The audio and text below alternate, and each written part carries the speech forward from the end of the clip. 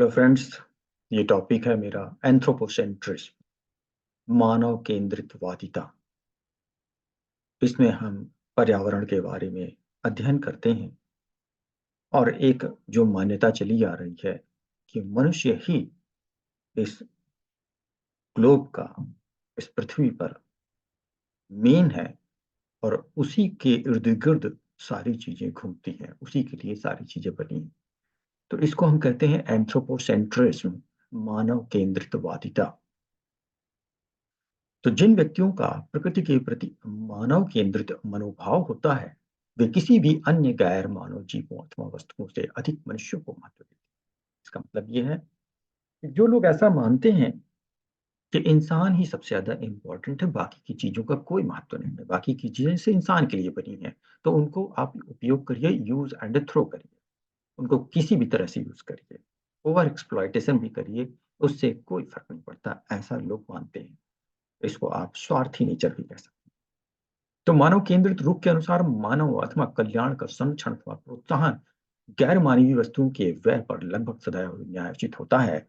वस्तु का ये मानना था कि प्रकृति ने सभी वस्तुओं का निर्माण विशेष रूप से मानव के लिए किया है और ये कि प्रकृति में गैर मानवीय वस्तुओं का महत्व महत्व महज सहायक यंत्र है। तो इवन अरिस्टोटल ने उस जमाने में ये माना था कि इंसान के अलावा बाकी की सारी चीजें क्योंकि इंसान के लिए बनी हैं, तो उनका आप किसी भी रूप में उपयोग कर सकते हैं, चाहे भले ही उससे उनका वो नष्ट ही क्यों ना हो जाए। तो वो उसका समर्थन करते थे अरस्तु जी। तो जबकि ये गलत था, आज के समय में ये बिल्कुल बहुत ही गलत है कि आप इंसान के अलावा किसी और जीव का कोई माने नहीं रखते हैं, गैर इंसान चीजों का महत्व नहीं करते हैं। और इसी कारण से तो आज हमारा एनवायरनमेंट इस कंडीशन में पहुंच गया है कि अतिवृष्टि, अत्यंत, या तो बहुत ज्यादा सूखा पड़ता है या बहुत ज्यादा बारिश होती है। इन समस्याओं से इंसान परेशान है। तो 1970 के दशक के आरंभ में पर्यावरणीय नीति शास्त्र का एक विषय के रूप में आने से मानव केंद्रितवाद के लिए चुनौती प्रस्तुत करती है।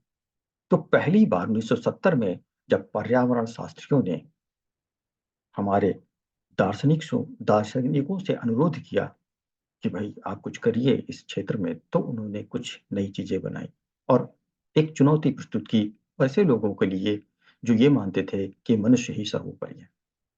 तो पर्यावरणीय नीति शास्त्र ने पृथ्वी की अन्य प्रजातियों से मानव की नैतिकता मानी गई श्रेष्ठता और प्राकृतिक पर्यावरण को तात्विक महत्व दिए जाने का औचित्य पर प्रश्न किया, और इस तरह से उनको भी एक श्रेष्ठता और उनका महत्व भी बताने की कोशिश की गई। यद्यपि इस क्षेत्र में कार्य कर रहे कुछ सिद्धांतवादियों को नए गैर मानव केंद्रित सिद्धांत विकसित करने की आवश्यकता नहीं महसूस हुई। हालांकि पुराने लोग जो ऐसा मानते थे कि मानव ही सब कुछ है, वो मानते थे कि ये जो गैर मानव केंद्रित सिद्धांत आया है नया नया, ये ठीक नहीं है, इसकी कोई जरूरत नहीं।